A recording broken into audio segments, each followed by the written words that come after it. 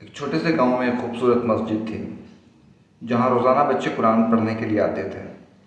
مسجد کے امام صاحب بہت نیک محبت کرنے والے تھے۔ وہ ہمیشہ بچوں کو قرآن پاک پڑھنے کی ترغیب دیتے اور انہیں اللہ کے احکام پر عمل کرنے کی تلقین کرتے۔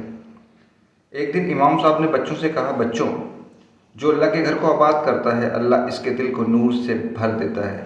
اگر تم سب چاہو تو اس مسجد کو مزید روشن خوبصورت بنا سکتے ہو۔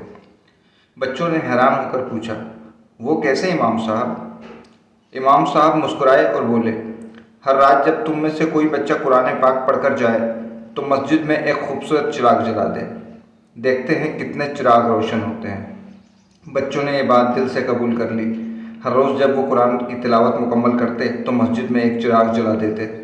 چند دنوں میں ہی مسجد روشنی سے جگمگانے لگی۔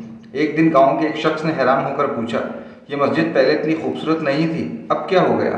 امام صاحب نے مسکرا کر کہا، یہ ہمارے بچوں کی محبت اور قرآن کی برکت ہے۔ جو بچہ قرآن پڑھتا ہے وہ ایک چراغ جلا دیتا ہے اور دیکھو کیسے مسجد روشن ہو گئی۔ یہ سن کر گاؤں کے دوسرے لوگ بھی متاثر ہوئے اور انہوں نے بھی اپنے اپنے بچوں کو مسجد بھیجنا شروع کر دیا۔ اب مسجد تمام طرف چراغاں سے بھر چکی تھی اور ہر طرف روشنی ہی روشنی تھی۔